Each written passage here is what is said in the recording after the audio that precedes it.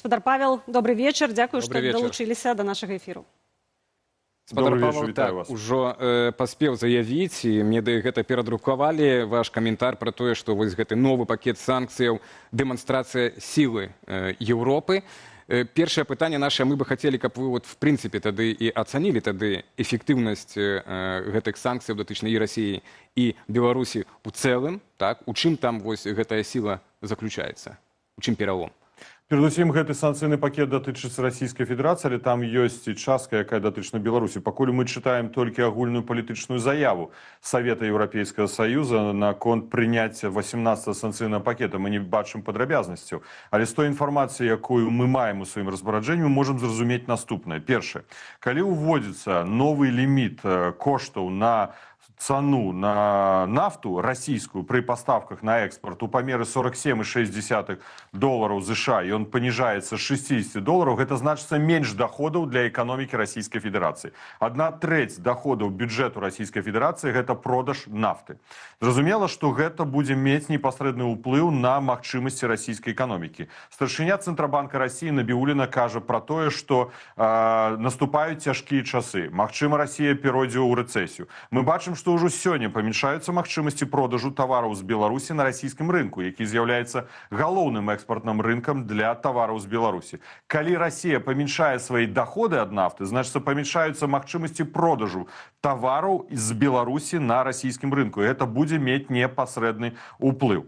Таксама важна, што ўводзяцца санкцыі на фінансавыя інстытуты. Я не пагаджуся з аўтарам гэтага рэпартажа, калі ён кажа агульна, што будуць уведзены санкцыі на ўсе банкі беларускія, што гэта заблокуе магчымасць для беларусаў. Пакуль, я яшчэ раз говорю, папярэдне, разумеючы логіку і ту інфармацыю, якую мы атрымлівалі з Брюсселя, размова ідзе пра 4 банкі, якія раней былі адключаны ад сістэмы SWIFT. 22 расійскіх і 4 беларускіх банкі. Так вось, спачатку адбылося адключэнне ад сістэмы SWIFT, але мы казалі нашым еўрапейскім партнёрам, што гэта не блакуе магчымасці беларускіх банкаў дапамагаць у абыходжанні санкцый, уведзеных супраць Расіі за агрэсію супраць Украіны. Таму трэба адключаць корэспандэнцкія рахункі, ввесці поўнае эмбарга на фінансавыя аперацыі з гэтымі банкамі. І размова ідзе пра 4 банкі. Гэта Белаграпромбанк, гэта Белінвестбанк, гэта банк Дабрабыт, былы Мінск, Москва і Беларускі банк развіцця. За іншых банкаў пакуль такая магчымасць фінансава-эканамічных аперацый захоўваецца. Таму, калі у вас ёсць картка Белаграпромбанка, раю просто памяняць на іншы банк. Але гэта знак для ўсіх кіраўнікоў банкаў. Я казаў у эфіры Белсата, што вас чакае такі самы лёс, калі Лукашенко не зменіць палітыку. Гэта моцныя сігналы да рэжыму Лукашэнкі. Экспорт узбраенняў з Беларусі. Дарэчы, гэтую тэму першы раз я падняў яшчэ ў 2020 годзе.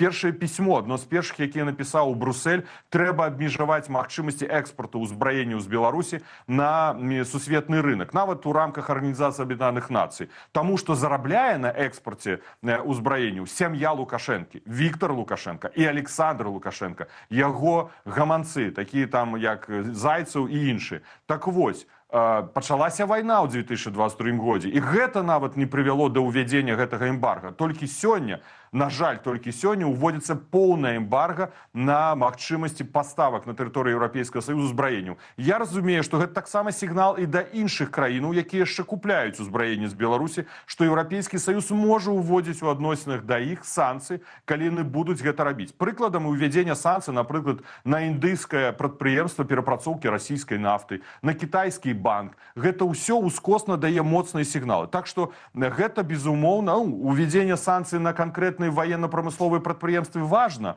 бо гэта сігнал таксама моцныя блакавання іх магчымасцяў супрацоўніцтва з ЕС. Але ўсё ж такі сектаральныя санкцыі, яны маюць большую вагу і большую эфектыўнасць. Так, ну і такі прэцэдэнт, так, хутчэй, вот вы кажаце, што сігнал, ну і прэцэдэнт, што Еўразвяз так рашуча блокуе так у той жа Індыі і ў Кітаі прадпрыемствы, кампаніі, так, у тым ліку. Вы кажаце, што сапраўды мы пакуль не маем дакументаў так на руках, што канкрэтна, якім чынам гэтыя санкцыі будуць рэалізоўвацца, да, кантралявацца, іх выкананне і так далей. Мы таксама маем каментар Франыка Вячорка, які згодны з вамі і сказаў, што канкрэтна па Беларусі новы пакет санкцыяў для звычайных беларусаў нічога істотна не мяняе. Гэтыя банкі раней ужо былі забаненыя так праз SWIFT. Эканоміка пацерпіць, гэта вы звярнулі слушна ўвагу. У Расіі будзе менш грошай, каб рабіць тыя ж замовы ў ВПК беларускага і купляць тавары. А ці Лукашенко неяк пацерпіць ад гэтага, ягоная пазіцыя? Ці вось гэтыя санкцыі і працэс перамоваў, который пачаўся вось з США, з Гелагам, гэта все розныя справы і яны не перасякаюцца?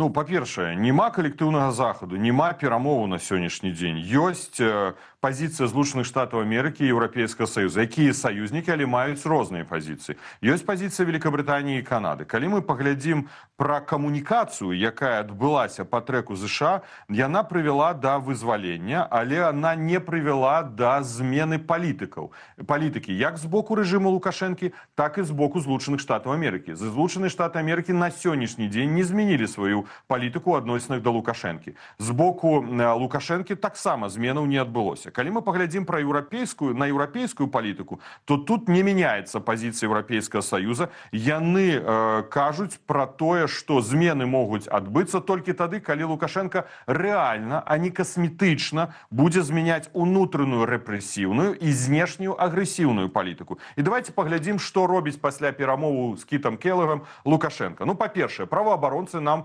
даюць дакладную інфармацыю, што з пачатку года было вызвалена 105 палітычных зняволеных, але трапіла ў статус палітычных зняволеных 167 асобаў. Значыцца, тут не змены, а пагаршэнне сітуацыі. Мы бачым пагаршэнне сітуацыі на мяжы з Польшай, Літвой і Латвіяй, асабліва на мяжы з Польшай. Ідуць атакі мігрантам, які выкарыстоўваюць кактэйлі Молатава, дрэва, палкі з цвікамі, кідаюць гэта ў пагранічнікаў, у вайсковых, каб іх параніць. На жаль, ужо былі і трагічныя сітуацыі. Мы бачым, што Лукашенко саўдзельнічае ў агрэсіі, ён займаецца вытворчасцю зброі ў інтарэсах Расійскай Федэрацыі. Мы бачым, што Лукашенко плануе правесці вучэнні Захад-2025. Праваабаронцы гвалтам крычаць, што ідуць масавыя затрыманні ў Мінску, у Гародні, што адбыліся масавыя затрыманні перад 3 ліпеня, што зараз па малых гарадах ідуць затрыманні, у Барановічах, у Жодзіна, у Бярозе. Прабачце, Олег Хаменко, прыклад вядомай асобы, да, палац, затрыманы палітычны статус палітзняволенага, сям'я бізнесменаў, бацька, сын, асуджаны. І такіх прыкладаў вельмі шмат. То есть, наадварот, Лукашенко не змяняе палітыку, такія а прыклады пагаршае. можна прыводзіць, Спадар Павел, таксама насамрэч такія прыклады можна прыводзіць доўга, але на вашу думку, ці вось гэтае новае абмежаванне неяк прымусяць Лукашенку змяніць гэтую знешнюю агрэсіўную палітыку, як вы кажаце, і ўнутраную рэпрэсіўную? Ці ўсё ж такі ўсё застанецца без зменаў? Слухайте, можна нічога не рабіць і чакаць, калі Лукашенко сам зменіць. Чаму за 30 гадоў Лукашенко не змяніў сваю палітыку? Ён заўсёды быў прарасійска арыентаваны, і ён быў антыдэмакратычны кіраўнік, які гвалтаваў беларусаў і парушаў правы чалавека. Давайте просто, калі мы не будзем прымяняць санкцыі ў адносінах да рэжыму Лукашэнкі, то мы просто будзем павялічваць даходы сям'і Лукашенка. Ён будзе зарабляць больш, а 3% будзе дзяліцца з беларусамі, да? Бо мы ж разумеем, што гэтыя санкцыі перадусім накіраваны на тое, каб абмежаваць яго магчымасці, яго сям'і зарабляць на абыходжанні санкцый, на гандалі дзяржаўнымі таварамі, вытворчасцю якіх займаюцца дзяржаўныя прадпрыемствы. Наша мэта – гэта незалежная, свабодная, вольная, дэмакратычная Беларусь, дзе няма палітычных зняволеных і няма рэпрэсій. Гэта наша галоўная мэта. Як да яе дайсці? У нас абмежаваная колькасць інструментаў. Давайте заўтра заклічам разам з Белсатам, правядзем 24-гадзінны прамы эфір і заклічам усіх беларусаў выйсці на вуліцы. Вы лічыце, беларусы выйдуць? Ну, не. Я думаю, што Белсат не мае права заклікаць да выхаду, паколькі мы просто показываем... Давайте эфир палітыкам разам. Дайте нам эфир. Ну, не выйдуць беларусы. Я про гэта кажу. Так у нас якія застаюцца інструменты? У нас ёсць інструмент ціску. Гэта санкцыі. І сучасная гісторыя Беларусі даводзіла, што Лукашенко пад ціскам мяняў палітыку. І вось сёння наступае тая лінія, мяжа, чырвоная лінія, дзе ён павінен разумець, што наступае крытычны момант для эканомікі. Але вы кажаце, што ён мяняе, вы кажаце пра тое, што ён мяняе сваю палітыку. І калі, напрыклад, наступае момант, калі ён можа змяніць палітыку. Ён спадзяваўся, напрыклад, на тое, што можна нешта для сябе выгандляваць, калі быў візіт Келага, якога мы ўжо згадвалі, так?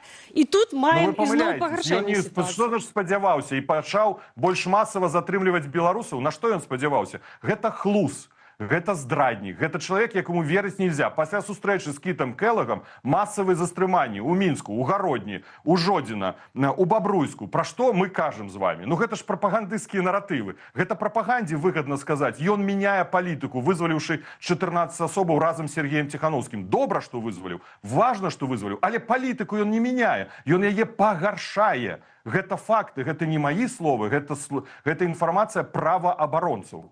І таксама, спадар Павел, ці ёсць у вас спадзеў, што гэтыя абмежаванні новыя, якія прапісаныя ў 18-м пакеце, не змогуць быць абыдзеныя? Тое, чым займаюцца беларускія расследавальнікі, мы пастаянна ведаем пра тое, што схемы абыходу знаходзяцца і даволі хутка, то ці не будзе тут той самай сітуацыі, як вы думаеце? Слухайце, у жыцці нічога ідэальнага няма. Няма ідэальных суразмоўцаў у эфіры, няма ідэальных палітыкаў, няма нічога ідэальнага. Але пытанне ў тым, рабіць ці не рабіць. Калі не рабіць, то тады проста агульная вялікая дзірка. І абыходзіць нічога не трэба, бо проста можна прадаваць у Беларусь тавары, якія яна будзе пастаўляць Расіі і забіваць украінцаў. І ў тым ліку беларусаў і беларусак, якія ваююць на баку Украіны. Альбо рабіць гэта і пазней кантраляваць выкананне санкцый. Зразумела, што дзіркі будуць. Зразумела, што гэты 18-й пакет, чаго мы дамагаліся ў камунікацыі са спецпрадстаўніком па пытаннях санкцыйнай палітыкі амбасадарам Саліванам, павінен быў накіраваны на гарманізацыю санкцый, дзеля таго, каб паменшыць магчымасці рэжыма Лукашэнкі дапамагаць Расіі ў абыходжанні санкцый, зарабляць на абыходжанні санкцый. Але ідэальных сітуацый не бывае. Будуць.